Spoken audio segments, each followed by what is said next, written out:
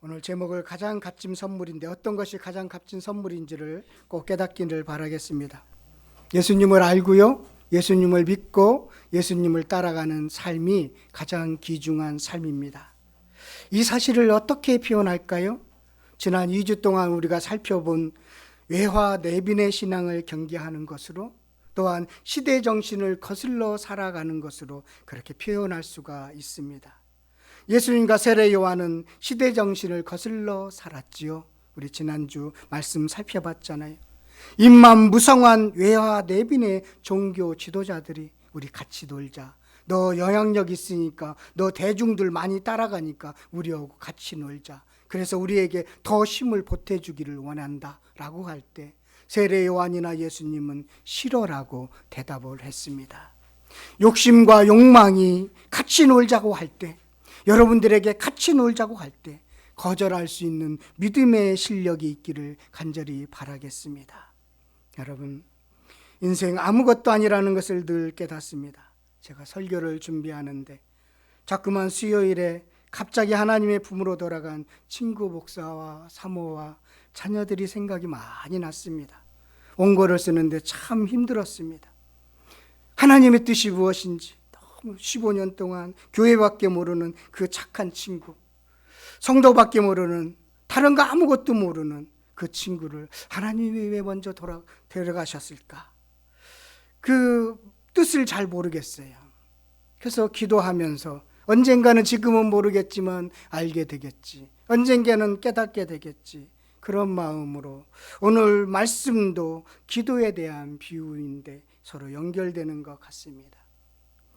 오늘 비유는 기도에 관한 내용입니다. 여러분 많이 들었죠? 기도에 대한 설교 엄청 많이 들었죠? 오늘 기도에 대한 내용을 잘 살펴셨으면 참 좋겠습니다.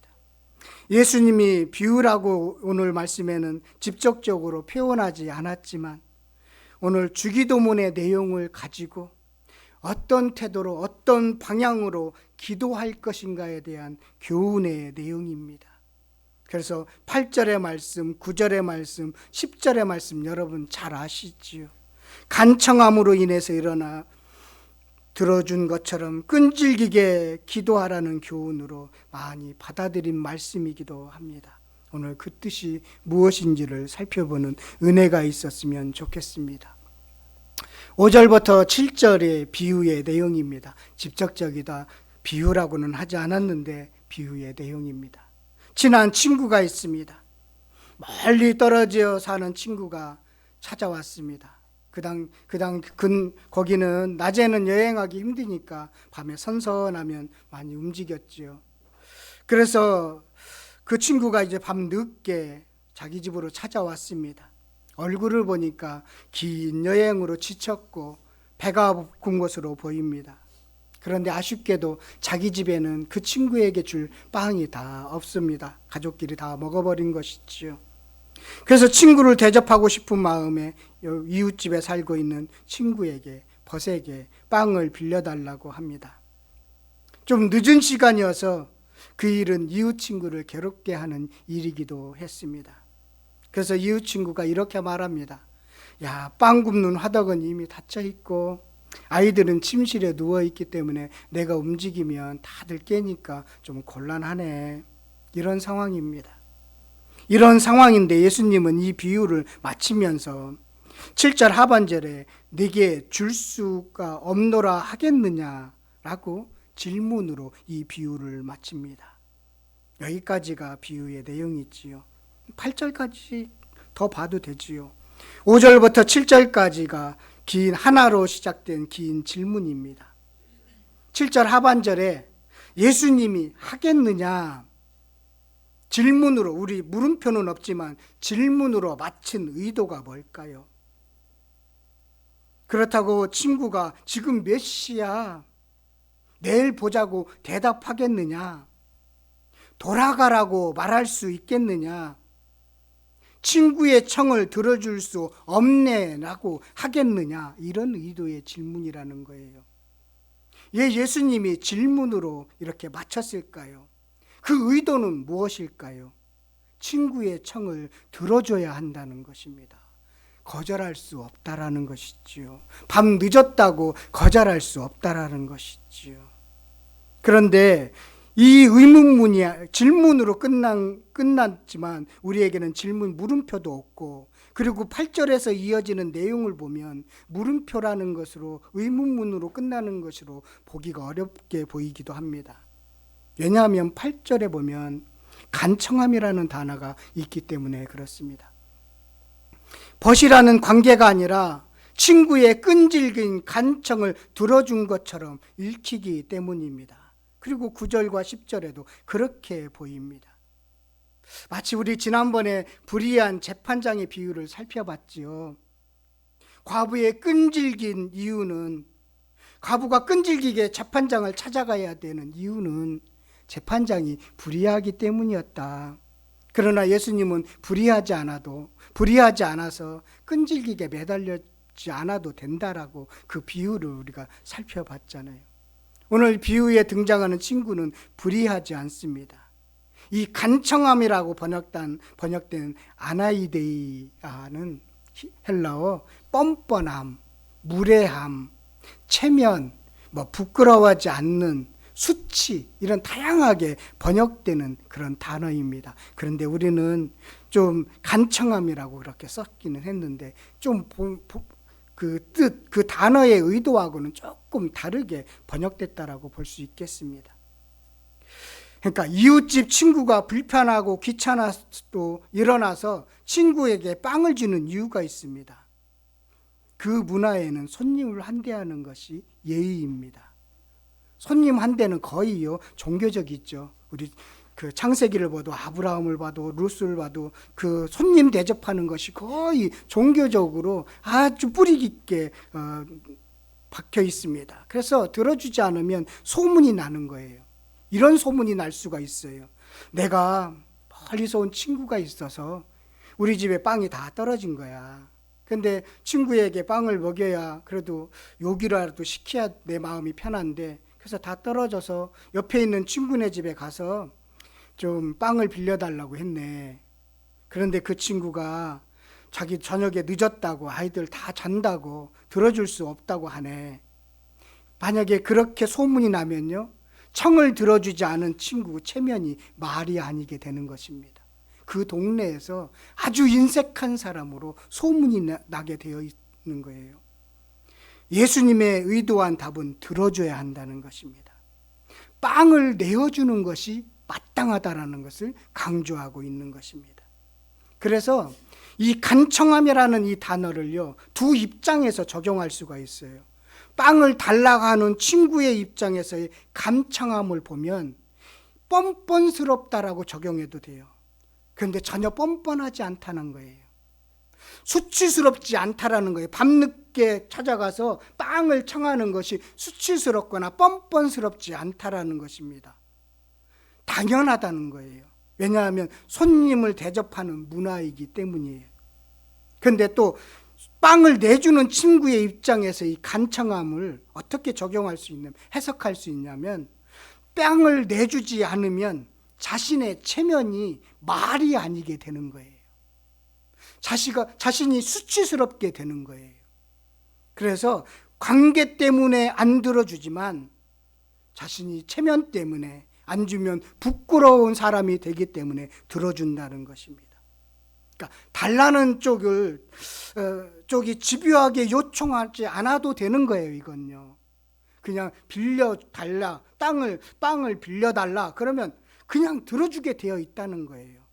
싫어도 어쩔 수 없이, 귀찮아도 어쩔 수 없이 들어줘야 한다는 것입니다. 친구의 요구를 들어줘야 하는 문화이기 때문에요. 이 비유의 내용이에요. 아셨어요? 그런 내용이면서 이제 9절부터 13절의 말씀은 그 예수님의 비유를 들려주시고 그에 대한 해석이며 적용입니다.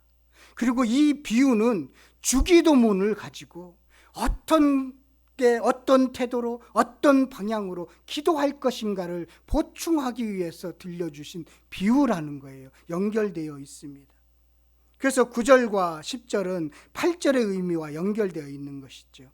우리 9절, 10절 한번 다 같이 한번 읽었으면 좋겠습니다. 함께 읽겠습니다. 시작. 내가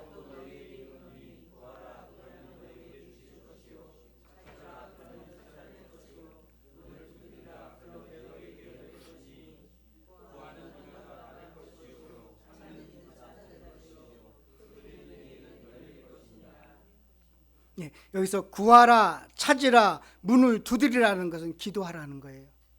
한 뜻이에요, 한 뜻. 3번 반복해서 간주하고 있는 것입니다. 기도하라, 그러면 받는 것은 당연하다라는 거예요. 뻔뻔스럽게 요구하든 아무 체면 때문에 들어주든 무조건 들어주게 되어 있다는 것입니다. 그래서 기도하라는 것을 강조하는 거예요.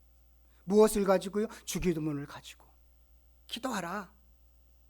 막 찾고 두드리고 구하고 이 모든 것은 다 기도하라는 내용을 강조하고 있다는 것을 꼭 기억하시기를 바라겠습니다.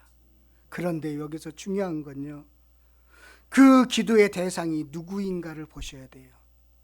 먼 여행으로 지친 친구를 위한 요구입니다. 자신이 배가 고파서 요구하는 게 아니에요. 공동체를 위한 기도는 끈질겨도 좋다는 것입니다. 주기도문은 자신을 위한 기도가 아니라 공동체를 위한 기도예요. 우리가 나오죠. 하나님과 우리 공동체가 어떤 관계를 맺을 것인가, 우리 공동체 안에서 어떻게 사랑할 것인가, 그를 위한 기도인데, 그런 기도는 끈질겨도 좋다는 거예요. 그러면 너희에게 무조건 열리게 되어 있다는 거예요. 그래서 너희에게라고 열릴 것이라고 했지, 너에게라고 이야기하지 않은 이유가 여기 있는 것입니다. 너희에게 열릴 것이다. 필요를 아시기 때문에 구하라고 하십니다. 그러기 위해서는 무엇이 필요할까요? 남의 필요에 눈을 뜨셔야 하지요. 내 필요가 아니라 이웃의 필요에 눈을 뜨셔야 되죠. 이웃의 필요를 위해서 구하라는 것입니다. 공동체를 위한 기도를 가르쳐주고 있습니다. 기도의 대상이 누구인지를, 그리고 기도의 대상이 바뀌어야 함을 비유를 통해서 가르쳐주고 있는 거예요. 제자들에게 그렇게 가르쳐주고 있는 겁니다. 성도 여러분, 여러분 기도하시는 분이 있죠. 주님께 돌아왔으면 좋겠다라고 기도하시는 분이 있지요. 그렇게 기도하고 싸우면 되겠어요? 절대로 전도 못하겠지요. 내가 이 공동체에서 예수 그리스도의 모습을 보여주고 싶은데 그러면 욕심내면 예수께 돌아오겠어요? 안 돌아오지요. 그러면 뭐 하냐면 어떻게 돌아오게 할 것인가를 놓고 날마다 구하고 방법을 찾고 포기하지 않고 인내하고 문을 두드리라는 것입니다. 그러면 들어주신다는 거예요. 그 말씀이에요. 하나님의 나라 뜻을 구하고 이것을 찾고 찾으면 두드리면 열린다는 것입니다. 그런데 여러분, 하나님의 뜻, 이웃을 위해서 기도하면 간절함이 좀 떨어지죠.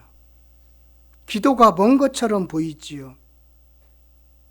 한국교회를 위해서 기도합시다. 선교를 위해서 기도합시다. 이 나라를 위해서 기도합시다. 그럼 좀 막연하지요. 간절함이 좀 떨어지지요. 그런데 개인 기도하면 좀 간절해지지 않습니까? 타인을 위한 기도나 하나님의 뜻을 구하는 기도는 덜 간절하지요.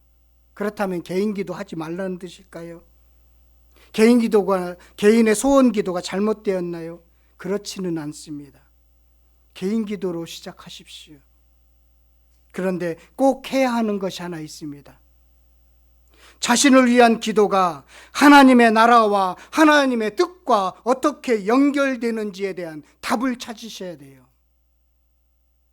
사업이 잘 되는 것, 내가 취업을 하는 것, 이것이 하나님의 나라와 어떻게 연결하셔야 되는지, 하나님의 뜻과 어떻게 연결되는지 답을 찾으셔야 합니다. 그것을 찾으셔야 해요. 내 소원이 하나님의 뜻이냐, 기도하면서 연결하면 그 하나님 뜻과 연결되면서 기도의 제목이 바뀌어가게 되어 있습니다. 그것을 말씀하시는 거예요. 여러분, 개인의 필요에만 머물러 있으면 영원히 쇠약해집니다. 이스라엘 백성들을 구원하기 위해서 홍해를 가르셨죠. 기적을 체험했어요. 죽음에서 생명으로 건짐을 받았어요. 홍해를 건너니까 감사 찬양이 넘쳐났어요. 그런데 곧 물이 없으니까 불평합니다. 불평하니까 하나님이 또 들어주셔요. 물과 일용한 양식을 줍니다. 그런데 오래가지 않아서 또 불평합니다. 고기 먹고 싶다고 불평합니다. 그래서 하나님이 또 고기 먹여주셨습니다. 메추라기를 보내주셨습니다. 하나님이 달라고 해서 다 주셨습니다. 그런데 그 결과는 어떻게 되었을까요? 시편 106편 15절 한번 가서 찾아보도록 하겠습니다. 시편 106편 15절입니다.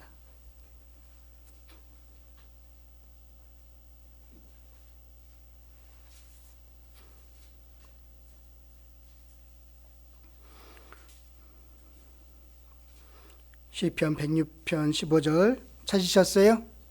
예. 함께 읽도록 하겠습니다. 시작. 여호와께서는 그들이 요구한 것을 그들에게 주셨을지라도 그들의 영혼은 쇠약하여졌다. 어떻게 됐다고요? 다 들어주셨는데 그 영혼은 쇠약하게 됩니다. 무엇을 놓쳤을까요? 자신이 구하는 개인 기도가 하나님의 나라와 연결되지 못했기 때문입니다. 그래서 필요는 채워주었지만 그 연결되지 못해서 다 영원히 쇠약하게 되었다는 것입니다. 여러분, 부자가 되게 해달라고, 사업이 잘 되게 해달라고 기도하십시오. 그런데 하나님의 뜻과 하나님의 마음하고 연결되지 않으면 부자가 되면 화가 될 수가 있습니다. 영적인 복이 아니라 슬픔이 될 수 있다는 거예요. 그래서 개인적인 기도가 하나님 뜻과 연결되어야 됩니다. 그럴 때 부자가 되면 더 큰 선악 영향력을 끼치게 되는 것이지요. 우리의 기도에는 욕심이 들어갑니다. 그래서 그런지 한국교회는 끈질기게 기도하라고 이 말씀 가지고 얼마나 많이 설교를 들었는지 모르겠습니다. 구하라 찾으라 문을 두드리라. 책도 많이 나왔죠. 그러면 열릴 것이고, 그러면 찾을 것이고, 그렇게 많이 들어왔습니다. 끈질기게 기도하라고. 그런데 하나님이 이스라엘 백성들에게 복을 주신 것처럼 한국교회도 끈질기게 기도했더니 복을 주셨습니다. 하나님의 뜻을 꺾으면서까지 우리의 뜻을 이루면서 달라고 기도했습니다. 하나님이 한국교회에 복 주셨어요. 그래서 많은 성도들이 모였고 큰 교회를 지었습니다. 그런데 보십시오. 부작용이 이제 나타나기 시작하지 않았습니까? 그 전부터 나타났죠. 하나님의 뜻과 연결하는 것이 부족했기 때문에, 복을 주신 하나님의 뜻과 연결하지 못했기 때문입니다. 기도하면서 하나님의 뜻과 연결하라 라고 오늘 비유의 말씀을 가르쳐주고 있는 것입니다. 두 번째, 기도를 들어주시는 두 번째 이유는요, 11절부터 13절입니다. 이 비유에서 요청을 받은 사람이 사실은 주인공입니다. 하나님은 요청을 받은 친구와 같지 않으신 분이라는 거예요. 그래서 하물며라고 표현하고 있어요. 하나님은 창피해서 부끄러워서 들어주시는 분이 아니다라는 것이지요. 그 사실을 하나님과 관계를 이렇게 설명하고 있는데, 아버지와 자녀의 관계로 하나님과 우리의 관계를 설명해 주고 있는 것입니다. 아버지는 생선을 달라고 하는데 대신 뱀을 주지 않는다는 거죠. 일반 아버지도 그렇다는 것입니다. 부모는 그렇다는 것이죠. 부모는 알을 달라고 하는데 자녀에게 정갈을 주지 않는다는 것이죠. 아무리 약한 사람이도 자녀에게는 좋은 것을 주는 것이 마땅하지요. 하물며 하나님은 어떻게 했느냐는 거예요. 하나님은 자녀에게 어떻게 했느냐는 거예요. 하나님은 자녀에게 더 좋은 것을 주시는 아버지라는 것입니다. 우리의 필요의 수준에는 늘 생선이나 알을 달라고 합니다. 필요를 채워달라고 늘 기도하지요. 그런데 하나님은 하나님의 수준에서 우리에게 성령을 주신다는 것입니다.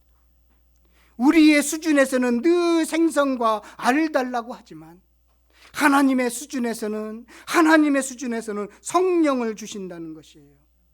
그래서 성령에 사로잡히지 않으면 내 것 구하다 끝난다는 것입니다. 무엇을 찾아야 할 것인지를 누가 알려주느냐면 내 안에 계신 하나님이 주신 하나님이신 그 성령님이 가르쳐 주신다는 것입니다. 무엇을 찾고 무엇을 구해야 할 것인지 성령님께서 가르쳐 주신다는 것입니다. 하나님 나라를 내 삶에서 이루기 위해서 성령님께서 탄식하는 마음으로 우리에게 가르쳐 주신다는 것이죠. 그래서 구하는 자에게 누구에게나, 기도하는 자 누구에게나 성령을 주시는 아버지다. 인생 가이드를 붙여주시겠다라는 거예요. 생선을 주는 게 아니라, 알을 주는 게 아니라 낚시하는 법을 가르쳐 주는 거나 마찬가지라는 거예요. 하나님이 직접 우리에게 가르쳐 주신다는 것입니다. 성령님이 직접 우리에게 가르쳐 주신다는 거예요. 기도는 소원을 이루는 도구가 아닙니다. 자기가 원하는 것을 얻는 수단도 아닙니다. 그렇게 기도하면 어렵습니다. 내 의도를 관찰하기 위한 수단으로 사용하면 기도 참 어렵습니다. 안 들어주시거든요. 욕심으로 구하면 안 들어주신 것처럼 안 들어주시거든요. 기도하고 간구하는 것까지는 우리의 역할이고요. 응답은 하나님의 몫입니다. 엎드렸기 때문에 좋은 것을 주시는 아버지 믿으십시오. 그리고 성령님을 주시면요, 우리의 죄와 비참함을 깨닫게 하셔서 더 귀한 것을 구하게 되어 있습니다. 영원한 것을 구하게 되어 있어요. 영원한 것을 구하게 되어 있어요. 내 거 아닌 거 가지고 너무 힘들어하지 마십시오. 다 놓고 갑니다. 그러나 놓고 가지 않는 게 딱 하나 있어요. 우리 하나님밖에 없습니다. 주님밖에 없어요. 주님은 놓고 가지 않아요. 같이 가요. 주기도문을 줬습니다. 그러면 제자들이 주기도문을 가지고 기도해야 되는데 어떤 태도로, 어떤 방향으로 기도할 것인가를 비유를 통해서 가르쳐주고 있어요. 이것을 놓쳐서 많은 어려움과 잘못된 모습들을 얼마나 많이 보여줬습니까? 주기도문이 성령님과 연결된다는 것을 꼭 기억하시기를 바라겠습니다. 성령님이 우리 안에 계셔서 우리와 함께 하나님의 뜻을 이루어 나갈 것입니다.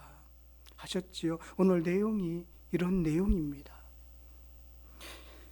그래서 오늘 말씀 가지고 이렇게 적용했으면 좋겠습니다.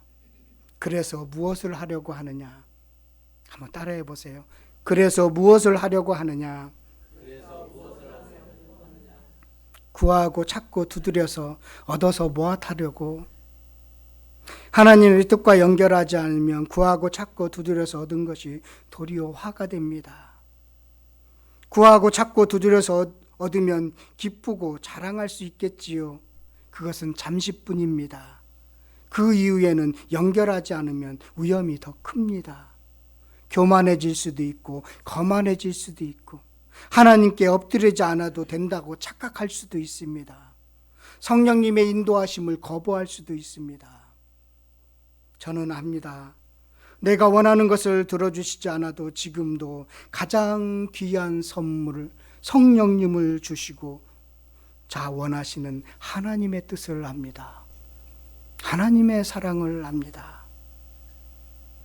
바람 불면 없어질 그것에 불평하지 마시고 영원한 우리와 함께 하신 성령님을 구하셔서 이 땅 잠시 살아가는 인생 가운데 하나님 뜻 이루시면서 살아가는 귀한 인생들 되시기를 간절히 축원드리겠습니다.